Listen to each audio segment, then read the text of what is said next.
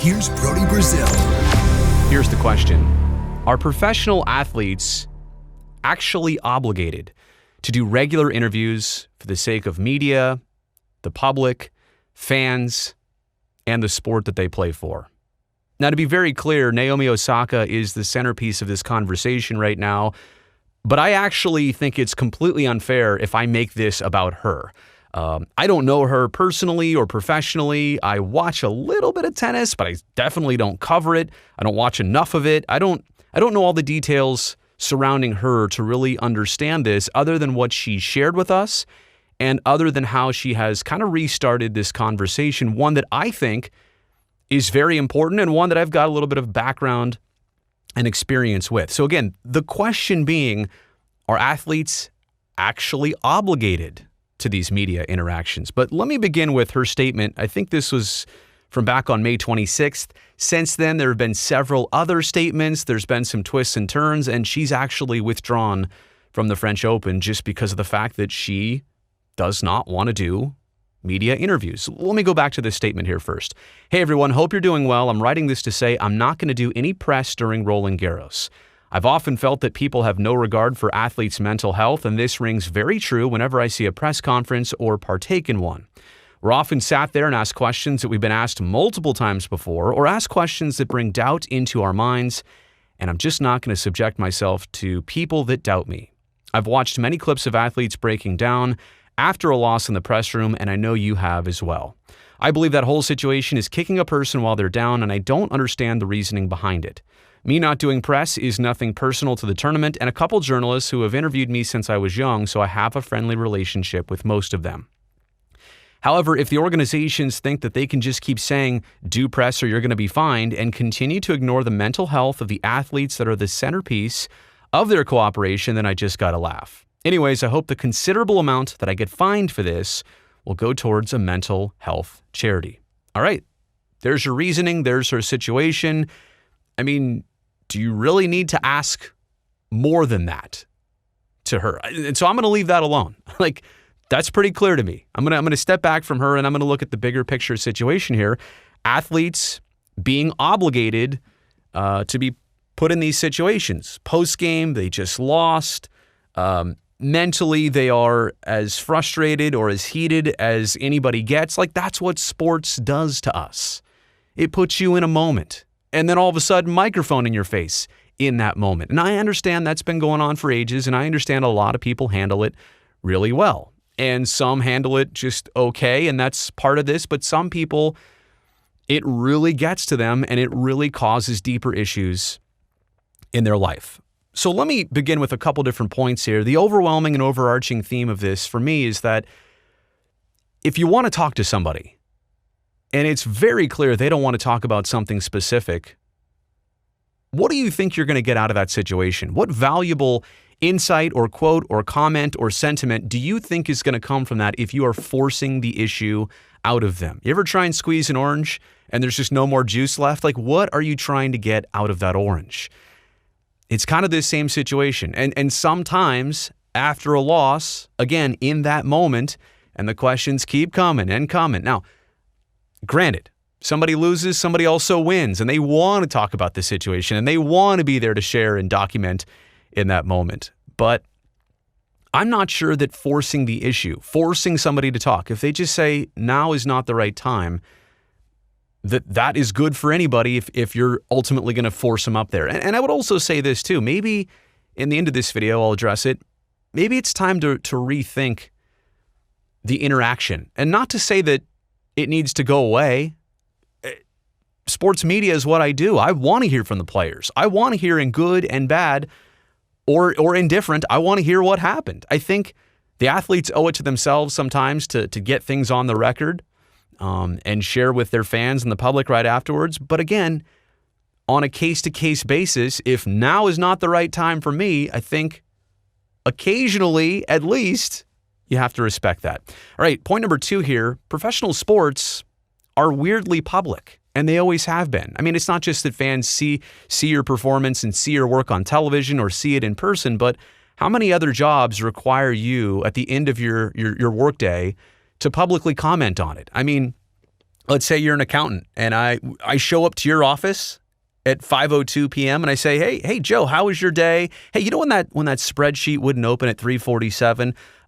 What were you going through right there? What was your thought process to get that open? I mean, it's just, maybe that was the worst part of your day. And here I am, not hounding you on it, but I'm here to try and translate what you want to say about it to the people who want to hear about it, for better or worse. But I think that this is such a unique thing to the sports business that no other industry can say they deal with. Now, yes, when you get into professional sports, I think it's automatically assumed that at some point you're going to sit down in front of a microphone. You're going to be asked to do that. And it's probably a regular part of your job. I mean, for most people, in most situations. Now, later on, I also want to make this point. If you're saying that, I need a break from this right now, I'll do it, but just not now, not these days. Again, if you've been a good sport this entire time, why can't we grant you a free pass for a bit to understand it, to help you get through it? But yeah, sports being a front-facing job and being such a public job, it's unique. You understand what you're getting into, so that would make me believe that, this shouldn't be new to anybody when they get into it. Like they get that this has always been part of it, but it's so rare that I don't know everybody can understand it unless they've been in that situation. Point number 3, there is a comment out there that, if you're so mentally affected by sports and result and what you're doing, and you can't even comment on it afterwards, then maybe you shouldn't even be doing it. Now, look, I think there is some validity to that.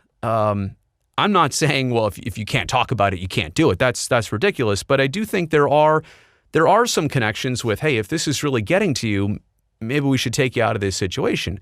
But I also understand, too, that there is a difference between athlete anxiety performing in their sphere versus athlete performing in front of a microphone, and this is not what they were trained to do. Like, you understand, an athlete got to this top level because they're very good at hitting a baseball, throwing a football, kicking a soccer ball, shooting a hockey puck, beating their opponent in tennis.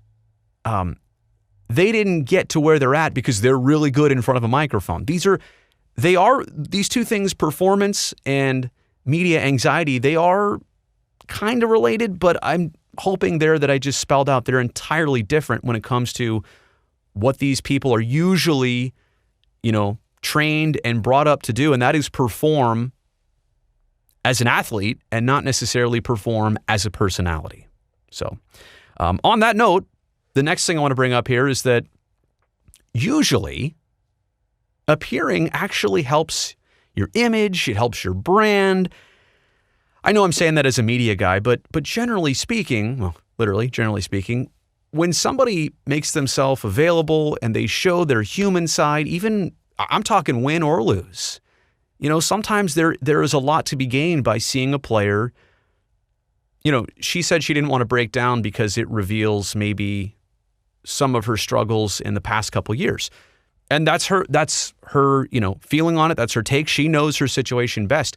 I've also seen athletes who break down because this is such a special moment to them, or it has been so hard and they want to translate that, or they didn't intend to translate it, but it comes out and it helps them as part of their process. I'm just here to say that if we think that crying in front of a microphone and showing human emotion is always a bad thing, and for some people, they might know it is, but it's not necessarily that for everyone. Taking off that outer layer and taking off that armor and showing who you really are sometimes, even in the worst of struggles, can greatly benefit some people. So I do want to point that out as well too. In fairness, this is not a wholesale thought. It doesn't work for everybody, but for some people, that's definitely the case. Point number 5 here, to what she said in the comment about being asked bad questions and repetitive questions, there's no doubt. There's no doubt that exists. I back her on that 1,000%. And I say that as a person who may have been asking a duplicate question once in a while, but you don't know. Like you can't digest everything that she's ever been asked. Are there bad questions? Yeah. I mean, sometimes you ask an athlete to state the obvious. Hey, that baseball went between your legs on the air. What happened there? What do you expect the player to say? You lost. How does it feel? What do you expect them to say? Or other bad questions too that cross the line of being way too personal, or it's from a perspective that's totally off, totally unapplicable. So I'm not here to say that situation has been perfect either. That athletes don't get asked unfair stuff. Do I recognize that it's part of their job and it happens to athletes on an everyday basis? Like, is it happening at this very second right now? Yeah, sure. But I'm not saying that she's wrong in pointing that out. Journalists do their best, and the media does their best to try and harvest insightful things. Sometimes they try and harvest things that are just the most noteworthy, and that's just unfair even to be brought up as conversation. I recognize that too. All right, two more things, and one would be this. The frequency of interview requests. Now, if I'm asking for somebody, on an everyday basis, like let's say that Naomi Osaka, has a match every couple days, but I want to talk to her on her match day, after the match, on the off day, on the preparation day, pre-match, post-match. It's like at some point, where do you draw the line of oversaturation and over-asking and overexposure? There is a certain amount of exposure, I think, in these media, if you want to call it obligations, that's maybe appropriate. How much is everybody else doing? Do I really need to hear from somebody today if nothing happened? If there's nothing noteworthy, like why are you making somebody be available if there's really nothing to discuss? So I do understand that if it's a frequency thing, or the fact that maybe today is not my day to talk. I'll talk to you after the next match, or I'll talk to you after this game or that game. And it's different sport by sport, right? Like baseball, you play 162 games. And check this out. The manager usually talks before and after every game. How many? That's like almost 400 interviews in one season alone. 400 interviews over the course of 6 months? That's a lot. If one day the manager said, look, I know there's nothing going on. If there's anything burning, you guys can ask. But if there's not, I just need today off. I get it. I totally get it. And I think there's a difference between people, concerned that Naomi Osaka will never do an interview again. I don't think that's the case. I really don't. I think she's trying to start the conversation and also say now's just not the right time for me. I think. All right. I want to speak for I think. And the last thing I want to bring up here is maybe we're due just for a total overhaul in this situation. Like maybe, the one person at the podium and the 50 people in the audience, or nowadays it's all done via Zoom. Maybe that's outdated. Maybe it's a bit medieval, as I saw somebody say. I mean, I think media would rather have a one-on-one interaction with a player, and it's a one-on-one conversation. When have you ever seen like a media press conference happen? And I don't want to say in real life because it does for companies and things, but usually it's because they want to announce something. When is that situation ever normal in a personal environment? It's not. Here's 10 of us. We're going to just throw 10 questions at you. Granted, I've been a part of this. This is part of what I do. This is part of, being in media, what we share with you, what we translate to you. I'm not saying it goes away at all. I'm interested by it. I know you are too. I'm just here to wonder, can we do it differently? Can we do it better? Is there something that would be more agreeable to the players? Is there something media would rather have? What if we just said, all right, no press conferences, but today, player X is going to be interviewed by media member number 3. And instead of putting them in a press conference situation, you can televise this, that's fine, but it's a one-on-one, media person, athlete, and they're just going to have a conversation, and that's what we'll put on. Is that unfair because 10 other people didn't get to ask their questions? Maybe, but does it also make more sense that now we're putting a little bit more of the emphasis on the media person to ask the right questions, to be fair in this, to not feel like they can just throw stones from 20 feet away? I see so many different sides of this. So for me, if I'm going back to the overall question of, are professional athletes obligated to do regular interviews for the sake of media, fans, the public, and their sport? I can't fully say yes, because if I say yes, that means they should be at the podium whenever you want. I can't say no, because I also understand that this is what drives their business. This is what drives their personality, their brand. This is why people watch. I'm somewhere in between, but I really feel like we need to define these words, obligation and regular. What does obligation mean? It doesn't mean 100% you have to do it all the time. And regular, again, doesn't mean you should be doing this every day. I'm all for this thought. I'm all for this conversation. I'd love to know what you think about it. Let me know in the comments section below.